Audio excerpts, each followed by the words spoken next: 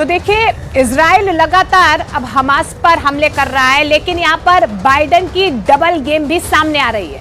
तो बाइडेन किस तरीके से डबल गेम खेल रहे हैं? यूं तो वो लगातार कहते रहे हैं कि वो इजराइल के साथ हैं, वेपन्स भी इजराइल को पहुंचाए जा रहे हैं, लेकिन इन सब के बीच में बाइडेन का क्या है डबल गेम? रिपोर्ट आती है।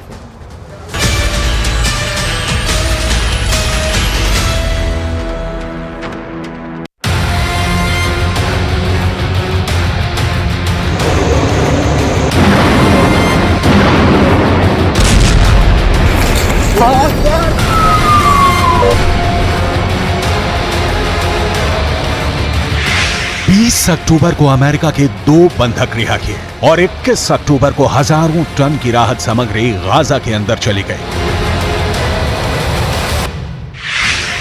क्या बंधकों की रिहाई और राहत सामग्री गाजा के अंदर भेजे जाने को लेकर कोई सीक्रेट डील हुई है? ये एक बहुत बड़ा सवाल है। आखिर हमास के खूंखार आतंकवादी इजराइल से भी बड़ा दुश्मन अमेरिका को मानते हैं। फिर आखिर ये आतंकवादी इतनी जल्दी कैसे अमेरिका के 2 बंधकों को रिहा करने पर राजी हो गए?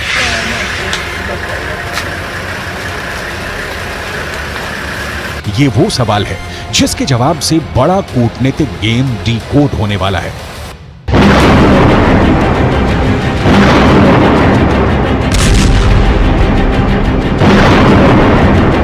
पिछले 15 दिनों से इजराइल पूरे गाजा पर ताबड़तोड़ बमबारी कर रहा है, ये जानते हुए भी कि गाजा के अंदर इजराइल के 200 से ज्यादा नागरिक कैदी हैं और उनकी जान को खतरा हो सकता है। कैदियों में बहुत सारे छोटे बच्चे भी हैं, ये जानकारी भी इजराइल को है, लेकिन इसके बाद भी इजराइल की ये नीति रही है कि वो कभी भी आतंकवादियों के सामने झुकता नहीं है और बंधक बनाने के बाद दुश्मन के द्वारा खेले जाने वाले माइंड गेम के दबाव में नहीं आता है। और बिल्कुल ठीक ऐसा ही इस बार भी हुआ। इजराइल के प्रधानमंत्री बेंजामिन नेतन्याहू ने 7 अक्टूबर को ही यानी हमास के अटैक के दिन ही ये ऐलान कर दिया था कि इजराइल अब युद्ध में है। उन्होंने कहा था कि वी आर इन वॉर।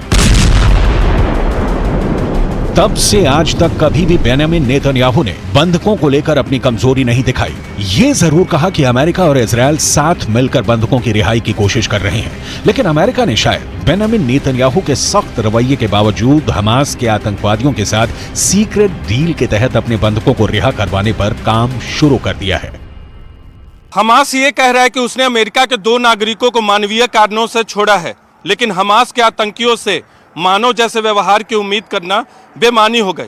दरअसल गाजा में भूख के बिना हमास के लड़ाके इतने परेशान हो गए कि उन्हें मजबूरी में 2 बंधकों को छोड़ना पड़ा और आने वाले दिनों में भी इस तरह की उम्मीद हमास की तरफ से की जा सकती है, क्योंकि इजराइल और दूसरे देशों का रुख बहुत कड़ा है हमास के खिलाफ।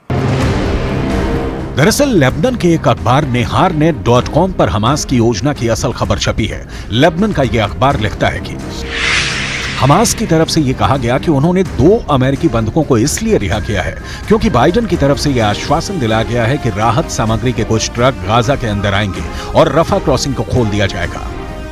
मतलब साफ है कि आतंकवादी सुरंगों के अंदर भूख से बिलबिला रहे हैं और इसीलिए सीक्रेट डील के जरिए एक तरफ गाजा के अंदर राहत सामग्री को आने देना चाहते हैं और दूसरी तरफ अमेरिका के 2 बंधकों को रिहा भी कर दिया गया है। ऐसा लगता है कि इस सीक्रेट डील में एक अहम किरदार कतर के अमीर भी हैं। याद कीजिए, अमेरिका के विदेश मंत्री एंटनी ब्लिंकन ने कतर का दौरा किया था और कतर के अमीर से मुलाकात की थी। इस दौरान क्या बात हुई इसकी फुल डिटेल नहीं आई थी, लेकिन अब धीरे धीरे ये सारी परतें खुलने शुरू हो गई हैं। दरअसल अमेरिका के 2 बंधकों की रिहाई के बाद कतर के विदेश मंत्रालय के प्रवक्ता की तरफ से ये बयान आया है कि आज रात अमेरिका के बंधकों की रिहाई सभी पक्षों के साथ कई दिनों तक लगातार बातचीत के बाद हुई है। प्रवक्ता का कहना है कि इजराइल और हमास के साथ कतर की बातचीत इस उम्मीद में जारी रहेगी कि वो सभी देशों के बंधकों को रिहा कर देंगे। यानी बात बिल्कुल साफ है कि एक आतंकी संगठन हमास के बिचौलिए की तरह बातचीत कतर की सरकार कर रही थी। अब इस तरह हमास इसलिए कतर के कूटनीतिज्ञों की पीठ ठोकेगा कि राहत सामग्री से भरे हुए ट्रक गाजा के अंदर पहुंच गए हैं और जाहिर सी बात है कि गाजा के अंदर जब ये ट्रक जाएंगे तो इन पर कब्जा आतंकियों का ही होगा, क्योंकि गाजा पर जमीनी कब्जा आज भी हमास के आतंकियों का ही है और ये कोई नई बात भी नहीं है। पश्चिम की मीडिया रिपोर्ट्स में पहले भी ये कहा गया था कि इजराइल पहले से दावा करता रहा है कि गाजा में जो राहत सामग्री भेजी जा रही है उसके आतंकियों के पास पहुंचने की बहुत उम्मीद है। इजराइल पहले भी ये कह चुका है कि जो ईंधन गाजा भेजा गया था उसे हमास के आतंकियों ने चुरा लिया और इसीलिए हमास के पास ईंधन का स्टॉक बन गया। पिछले एक हफ्ते से लगातार इजराइल पर यह दबाव बनाया जा रहा था कि वो रफा क्रॉसिंग को खोल दे और राहत सामग्रियों को गाजा के अंदर जाने दे, लेकिन इजराइल इसके लिए तैयार नहीं था और उसने 2 बार रफा क्रॉसिंग पर एयर स्ट्राइक भी की थी। यही नहीं, इजिप्ट के राष्ट्रपति अल सीसी भी बयान दे चुके थे कि अगर गाजा के अंदर राहत सामग्री नहीं जा पा रही है तो इसकी एक और वजह इजराइल की जिद है। इजराइल के अंदर उन परिवारों में पहले से काफी गुस्सा था जिनके सदस्यों को गाजा के अंदर हमास ने किडनैप किया हुआ है। इन पीड़ित परिवारों ने पिछले हफ्ते एक प्रेस कॉन्फ्रेंस करके कहा था कि गाजा के अंदर राहत सामग्री तब तक नहीं जानी चाहिए जब तक कि इजराइल के सभी 200 से ज्यादा बंधकों को रिहा नहीं कर दिया जाए। इस मांग पर नेतन्याहू की तरफ से कोई बयान नहीं आया था क्योंकि शायद अमेरिका और कुछ साथी देशों का दबाव इजराइल पर था कि रफा क्रॉसिंग को खोला जाए। पूरी उम्मीद है कि जब अमेरिका के विदेश मंत्री टोनी ब्लिंकन ने कतर के अमीर से बात की होगी तब अमेरिका की तरफ से भरोसा दिलाया गया होगा कि अगर हमास बंधकों को रिहा करता है तो इजराइल राफा बॉर्डर को खोलने के लिए राजी हो जाएगा। यानी अगर देखा जाए तो इस पूरी डील में राजनीतिक नुकसान बेंजामिन नेतन्याहू को हुआ है। इजराइल को रफा क्रॉसिंग खोलने से रणनीतिक नुकसान भी हुआ है। इसकी चर्चा हम आगे करेंगे, लेकिन पहले नेतन्याहू के अंदरूनी राजनीति पर बात करनी जरूरी है। इजराइल के अंदर एक सर्वे हुआ है और इस सर्वे का दावा है कि इजराइल के 21% लोग गाजा में हमला करने के विरोध में हैं, लेकिन 65% लोग हमास पर हमले का समर्थन कर रहे हैं। गाजा में 51% लोग नहीं चाहते कि हिजबुल्लाह के साथ जंग हो और 49% लोग चाहते हैं कि हिजबुल्लाह के साथ भी जंग हो जाए। लेकिन सबसे बड़ी मुश्किल नेतन्याहू के लिए ये हुई है कि इस सर्वे के मुताबिक अगर आज इजराइल में चुनाव हो जाए तो नेतन्याहू की पार्टी को करीब 20 सीटों का नुकसान होगा। अब जाहिर सी बात है कि बंधकों को रिहा किए बिना ही इतनी भारी मात्रा में गाजा के अंदर राहत सामग्री भेजे जाने से नेतन्याहू की लोकप्रियता इजराइल के अंदर और गिरने वाली है। लेकिन नेतन्याहू इसलिए मजबूर है कि वो कई फ्रंट पर जंग लड़ रहे हैं और अमेरिका का साथ और अमेरिका के हथियार उन्हें किसी भी कीमत पर चाहिए। युद्ध रणनीति के हिसाब से भी अगर आप सोचेंगे तो ये पता चलेगा कि हमास के साथ लड़ाई इजराइल की लंबे वक्त तक गाजा में चल सकती है और गाजा में लड़ाई लड़ने के लिए हमास को भी लंबे वक्त तक रसद चाहिए, यानी खाना चाहिए।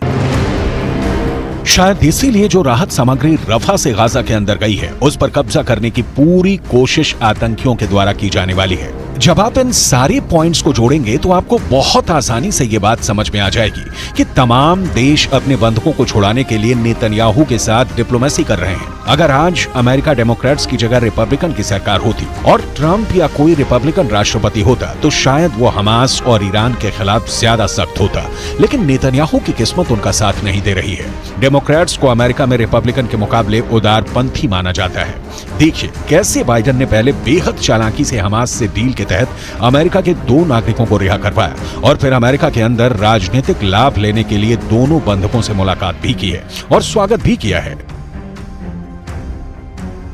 ये दोनों अमेरिकी बंधक 7 अक्टूबर को इजराइल के किबुत्ज में थे जहां पर आतंकियों ने सबसे ज्यादा हिंसा की थी। यहीं पर नतालिया अपनी दादी का बर्थडे सेलिब्रेट करने गई थी, लेकिन आतंकियों के कब्जे में चली गई। नेतन्याहू को तो काफी तगड़ा झटका लग गया है क्योंकि 15 दिनों से जो आतंकी सुरंगों के अंदर भूख से बिलबिला रहे थे उनके पास अब राहत सामग्री पर कब्जे का विकल्प मौजूद है। लेकिन बंधकों के परिवार में खुशी है, खास तौर पर नतालिया के भाई अपनी बहन की रिहाई से उत्साह में है। Complete shock today when we found out about Natalie and Judith.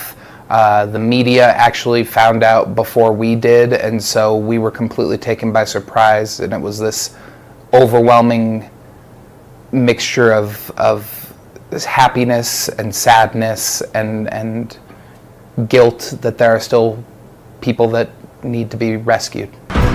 Britain और फ्रांस के नागरिक भी हमास की कैद में हैं। जाहिर सी बात है कि जिस तरह गाजा में मारे जा रहे आम लोगों का एक दर्द है, ठीक उसी तरह से गाजा के अंदर हमास में मौजूद छोटे बच्चों के माता पिता का भी दर्द बहुत बड़ा है और रिहाई के इस मौके पर यह दर्द छलक आया। I've been waiting for this moment for a long time, for 2 weeks. I haven't been sleeping for 2 weeks. Tonight I'm going to sleep good. I spoke with my daughter earlier today. She sounds very good. She looks very good. She was very happy. And she's waiting to come home. Her mother has a little scratch on her hand, but she told me it's nothing. She's okay. I spoke earlier with President Biden. I thank him for his concern, for his helping with the release of them. कुल मिलाकर Israel और Hamas के इस जंग में एक great game चल रहा है, जिसका खामियाजा नेतन्याहू को भुगतना पड़ रहा है। नेतन्याहू जैसा सख्त जान जिसने अपने भाई को जंग में खोया है, वो कभी भी इतनी आसानी से रफा क्रॉसिंग खोलने का फैसला नहीं ले सकता था। लेकिन शायद अमेरिका का दबाव उनकी स्ट्रेटजी पर ज्यादा भारी पड़ा है।